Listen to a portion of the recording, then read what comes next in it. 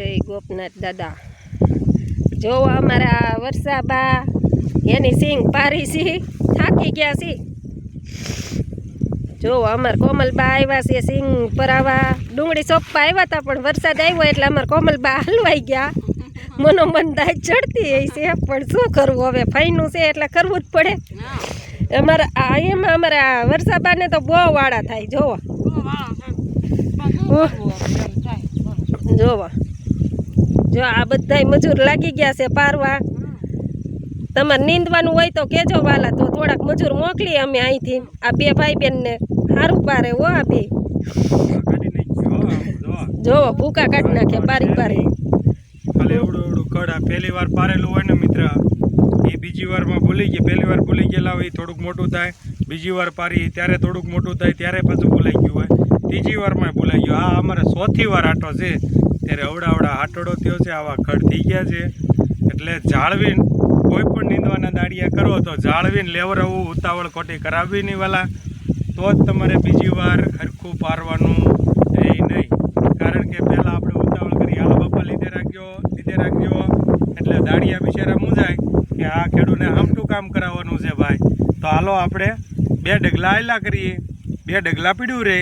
બે ડગલા સારું લેવાય કાંઈક રાપે તો કાંઈ વાંહે ખેડૂત રહેવાના નથી એટલે ખોટી ઉતાવળ કરાવવી નહીં મારું એટલું ખેડૂત મિત્રોને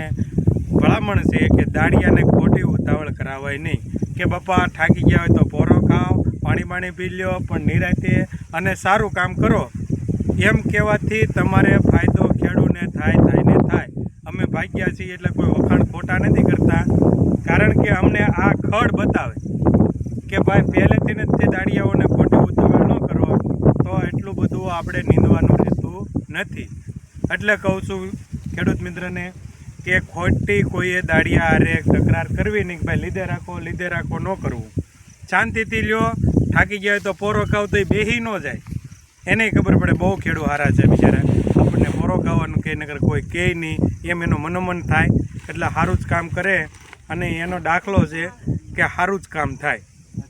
એટલે મારું કહેવાનું કે એટલું ધ્યાન રાખજો નકર આ ચોથી વાર સુધીનો આ એકનું પહેલી પાણીનું ખડ છે તો આ નોબત આવે નહીં અત્યારે આ કહેવાથી કેટલી નુકસાની થાય એ તો ખેડૂતને ખબર જ હોય કારણ કે આ ખડ ભૂલાણેલું કોઈ દાવડામાં ન હોય આ ઓળમાં જ હોય અને સિંગની બાજુમાં જ હોય આ મૂળિયા કહેવાથી તમારા કેટલાય દોડવાઓ ખેંચાઈ જાય અને નુકસાની આપણે જ રહી છે મિત્ર એટલે ખોટું ઉતાવળ કરાવવી નહીં દાડિયા ગમે ત્યારે પારવાના કરો તો એમ જ કહેવું કે ભાઈ નિરાતે જાળવીને ઓળમાંથી હરખું વ્યવસ્થિત લઈ લેજો મારા વાલા દાવડામાં રહી ગયું હશે તો એ આપણે 2-3 વાર આપણે બેલી હાકીએ ત્યારે એ પડી જાય અને થાય જ નહીં એટલે ઓળ હરખી સાફ કરાવવાની ભલામણ કરાય અને ખોટી ઉતાવળ ન કરાય એટલું મારું કહેવાનું છે તો જય ગોપનાથ દાદા રામજીભાઈ વાળાની ભલામણ છે